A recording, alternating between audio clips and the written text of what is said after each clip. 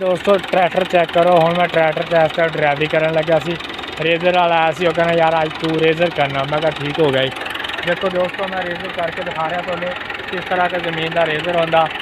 उदा मैं हुण तुहानूं लेवल करके दिखावांगा ट्रैक्टर से। मैं इस टाइम बहन लग्या भी, मैं कहा यार एक छोटा जिहा व्लॉग भरावां नूं बना के दिखा दईए, क्योंकि पहली दफ़ा मैं लेवल करना सी। इस वास्ते मैंने उन्हें कहा कहना यार तू लेवल कर ट्रैक्टर से बह के।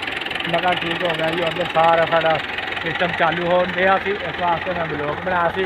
वो बच्चे खेलते पे ने, बच्चों को सैर से कर देना था, क्योंकि यार एक ब्लॉग बनाया सी इस वास्ते कि यार अज पहली दफ़ा मैं ट्रैक्टर से बहन लग्या सी। वो भाई उधर लेवल वाला बैठा वा, इस वास्ते मैं देखो जी हम इस वास्ते ट्रैक्टर से चढ़न लग्या। मैं यार एक ब्लॉग बना के यार बेलियाँ दिखा दिए कि यार अज पहली दफ़ा मैं लेवल करन लग्या। लेवल करा वाला आया, कहना यार तू चलाना ट्रैक्टर, इस वास्ते मैं तां करके यार बैठ गया सी। मेरे नाल दे दोस्त आए थे, कहने यार इस ट्रैक्टर की ड्राइवरी देखनी है, क्योंकि यार ट्रैक्टर स्टार्ट खड़ा सी। आ देखो दोस्तों इस वास्ते मैं ब्लॉग बना सी, आ लेवल करने वास्ते यार अपना। तो हूँ मैं इतना ट्रैक्टर के कोल मौजूद सी। मैं यार एक ब्लॉग बना के लाजमी दिखाइए, क्योंकि पिंड वाले क्या ब्रांड जिते जिते तक मेरी वीडियो जा रही है सारे दोस्त लाइक शेयर जरूर कर दियो। पिंड वाले तो बड़ा कोई ब्रांड नहीं दोस्तों, मेहनत करते हैं सुबह से लाकर शाम तक। साड़ी मेहनत ज़ाहिर है जाया करें। मेरा यूट्यूब चैनल है हाफिज़ नईम व्लॉग, टिकटॉक की आईडी है नईम साहब 746।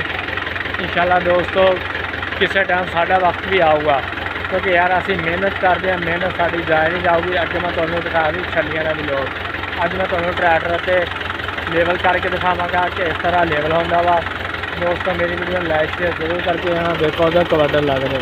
देखो दोस्तों आ लेवल वाला खड़ा से, इस वास्ते मैं वीडियो बनाई सी। आ साड़ा कमान से तो उधर भी लग रहा ट्रैक्टर से। मेरे नाल दे दोस्त अज व्लॉग बनाने आए हुए सी, कहते यार मैं व्लॉग बनाना। मैं कहा बना लो यार। आ ट्रैक्टर से मैं हुण व्लॉग शुरू किया सी, तो हुण अल्लाह रखे खैर लेवल करा चलाने। लेवल करा तो बाद फिर तुहानूं बाद विच बाकी सारा सिस्टम दिखावांगा। उधर उस्ताद लगे खड़े लेवल वाले, तो इंशाल्लाह जो काम होया मैं तुहानूं वीडियो के विच लाजमी शेयर करके जाया करूँगा, क्योंकि यार असीं है पिंडां वाले तो बड़ा कोई ब्रांड नहीं दोस्तों। आ मेरे नाल दे दोस्त आए थे, कहते यार वीडियो शूट करनी है।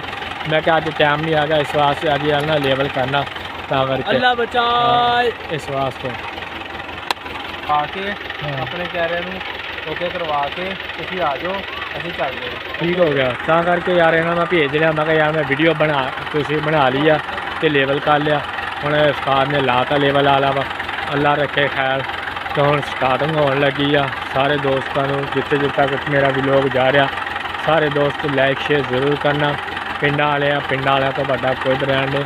स्टार्ट करना पहले मैं बैठना। मैं कहा ठीक है उस्ताद जी तुसीं बैठो, तो मैं व्लॉग बना है लेवल वाला करा जिन्होंने कहते हैं लेवल क्यारा कराना हो।